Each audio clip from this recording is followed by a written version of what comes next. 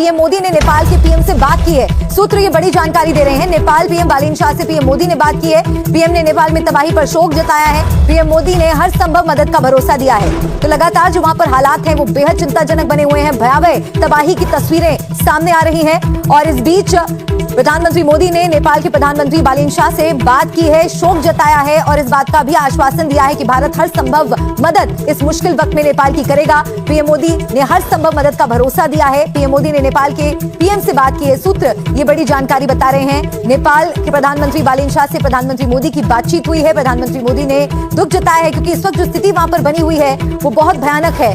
कई लोगों की मौत की भी खबर आ रही है। लोग जहां तहां फंसे हैं और जिंदगियों को बचाने के लिए रेस्क्यू अभियान भी युद्ध स्तर पर चलाया जा रहा है। इस बीच पीएम मोदी ने भारत की ओर से हर संभव मदद का भरोसा नेपाल को दिया है।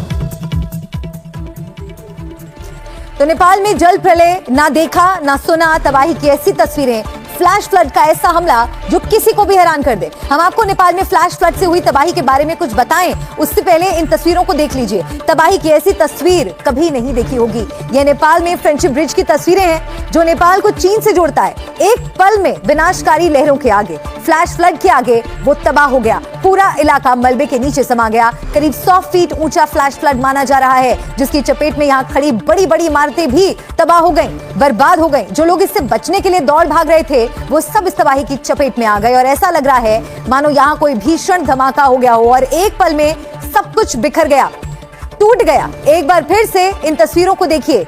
जिस सीसीटीवी में ये पूरा डरावना मंजर कैद हुआ वो करीब 100 फीट ऊपर लगा हुआ था। अचानक काले रंग का हाहाकारी फ्लैश फ्लड बिल्डिंग की तरफ आया। देखिए इन तस्वीरों में भारी भरकम बसें कैसे बहती चली जा रही हैं, मानो उनमें कोई वजन ही ना हो। ऐसे में सोचिए कि फ्लैश फ्लड की ताकत कितनी रही होगी। एक बार फिर से इस तस्वीर को गौर से देखिए। कैसे तिनके की तरह यहाँ पर जो बसें हैं वो इस बहाव में बहती नजर आ रही हैं।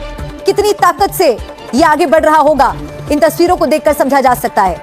कितना बड़ा खतरा यहाँ पर नेपाल के सामने खड़ा हुआ है प्राकृतिक आपदा के रूप में, जिसमें कई जानें जा चुकी हैं, कई जिंदगियां अब भी फंसी हैं, जद्दोजहद कर रही हैं। और एक और इस बीच जो बड़ी खबर हम आपको लगातार बता रहे हैं कि प्रधानमंत्री मोदी ने नेपाल के प्रधानमंत्री से बातचीत की है और जो स्थिति वहां पर है उस पर चर्चा की है और भारत की तरफ से हर मुमकिन मदद का भी आश्वासन दिया है। और देखिए पीएम मोदी का ये वो पोस्ट है जिसमें उन्होंने इस बात की जानकारी खुद साझा की है कि प्रधानमंत्री बालिन शाह से मेरी बातचीत की है। मैंने शोक संदेश उनके लिए भेजा है जो जिंदगियां नेपाल में खत्म हो चुकी हैं और इस बात का आश्वासन कि इस मुश्किल वक्त में भारत नेपाल के साथ खड़ा है।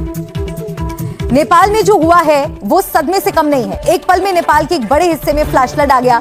तिब्बत से चला फ्लैश फ्लड तब नेपाल के रसुआ जिले में घुसकर तबाही मचाने लगा, कोई समझ ही नहीं पाया। अब तक 18 लोगों के मारे जाने की खबर है, सैकड़ों लोगों के गायब होने की जानकारी है, जिनमें 105 भारतीय भी शामिल हैं। 79 सुरक्षा कर्मी भी लापता हैं। सेना हाई अलर्ट मोड पर है। 12 हेलीकॉप्टर के अलावा बड़ी तादाद में सेना के जवानों को लगाया गया है, लेकिन जो कुछ हुआ है वो लंबे समय तक लोग भूल नहीं पाए।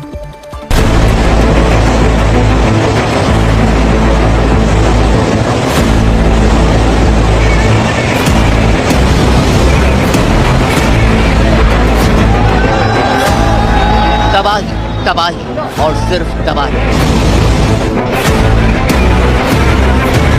जिसे जल प्रलय कहते हैं, शायद यही होता।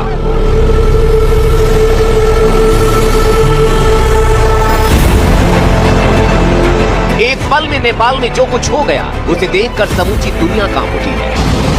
पानी का ऐसा उत्पात, जल का ऐसा बवंडर शायद ही आपने पहले कभी देखा हो।